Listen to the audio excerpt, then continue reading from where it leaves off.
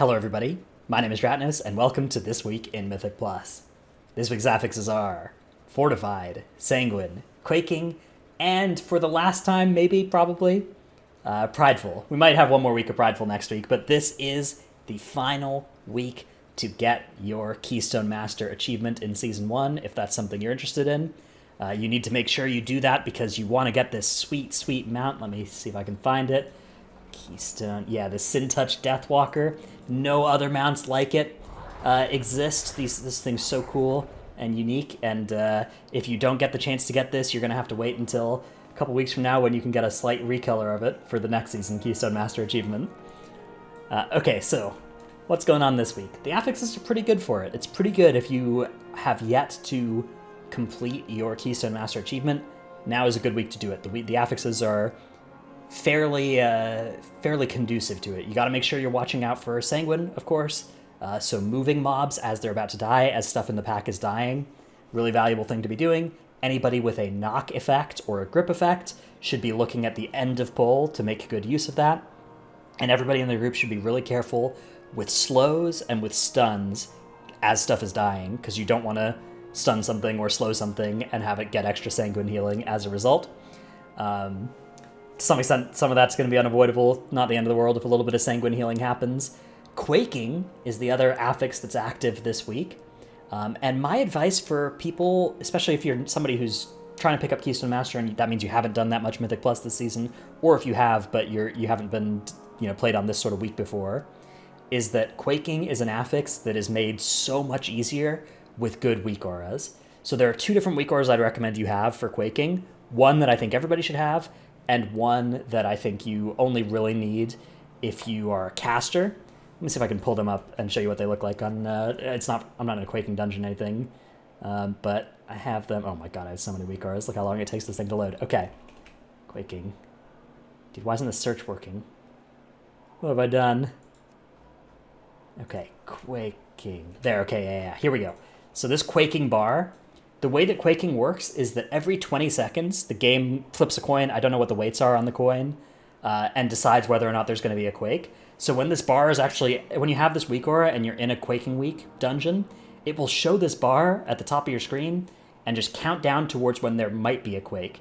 And then every time it hits one of these bars, every 20 seconds, there'll either be a Quake or there won't, and the bar will reset. Sometimes if you go a really long time without a Quake, the bar goes away, but for the most part, it resets, and there's other weak auras that do the same sort of thing. So, with that in mind, you can kind of plan when there might be a Quake. This is useful for, like, if you don't want to do a Shroud skip or an Invis Pot skip and have Quaking happen in the middle, you can wait, see that you've passed the line where a Quaking might happen, and then do the skip.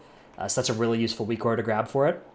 And the other one is only if you have cast times, but a lot of specs have cast times. Even stuff like, Havoc Demon Hunter's Eye Beam, or any Necrolord's Fleshcraft. And this is just a weak aura that will say cancel cast if your cast will be interrupted by the Quaking. So this really goes a long way. Sometimes you have this situation where a Quake is under you and your cast bar has 1.3 seconds left on it, and you're like, not sure, is this going to be in time? What's going to happen first? A weak aura like this, some will even say, like, it's okay, you can finish cast, or they'll say cancel cast. Mine just says cancel cast if the cast needs to be canceled.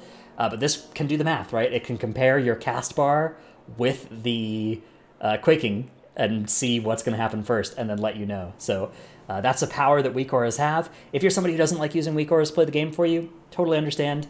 But this will, if you're somebody who's like, hey, I really want to get my Keystone Master achievement, what are some weak auras that can help me play better? This is one of them. This one will help you quite a bit, I would say. So check out both these weak auras. I'll put links in the description below. So that you can go grab those. There are also some good weak auras, by the way, that can tell you if a mob is Sanguine healing and like air horn you to move them if you're the tank. So, anytime you're having trouble with an affix, going to the weak aura site and typing its name into the search bar is usually a really good idea, actually. There's usually some pretty great weak auras that people have developed. You can scroll through the most popular ones and see what can help you, because oftentimes it's just a question of like noticing that something bad is happening and noticing it a couple seconds earlier than you otherwise would have is often all you need. So that's my tips for people this week in terms of which dungeons you're going to want to go to. If you're going for Keystone Master this week, you just need to go to wherever your dungeons are that you don't have yet. The trickiest ones are likely to be, Theater's always kind of a tough one. Sanguine Depths, I would say, is the dungeon that is most affix impacted compared to a normal, or compared to the other dungeons. Both Sanguine and Quaking are pretty nasty in the like narrow corridor type situations. This poll actually is outdated. I update this poll in the route before I publish it, so don't worry about it. If you grab these routes, which you can get from Raider.io, they're in the description below. Hopefully they're good for getting Keystone Master this week. A lot of people have had success with them. By the way, if you ever have any trouble with any routes, if there's ever a pull that you're like, hey, this really doesn't work, do always let me know, because I'm always looking for feedback, particularly like if multiple people tell me that a pull is bad, even if it works for me. It's usually a sign that it's something I should change out of these. Anyways, that's a little bit of a sidetrack, but yeah, Sanguine Depths, hard dungeon this week. Most of the other ones, pretty manageable with these affixes. Make sure that you're bringing stuff, actually make sure you're careful with stuff like the stuns from the Night Fae urns with Sanguine. That's something that actually catches people a lot, is you AoE stun everything, and then they all are AoE stunned and full heal because the Sanguine Puddle is under them, so do watch out for that in this dungeon. But other than that, I would say that most dungeons, it is a pretty good week to finish out your Keystone Master. If you're somebody who's looking at a profile of 6 dungeons that you have 15s in and 2 that you don't, unless one of those is Sanguine Depths, you should be able to have a pretty easy time filling out the rest of your sheet this week. And there will probably be quite a few people doing it last minute, so you should be able to find groups for it as well, in a way that maybe you couldn't if you were trying to find groups, last week on Tyrannical Inspiring Necrotic. So that's a quick look at what's going on this week. Hope this video helped.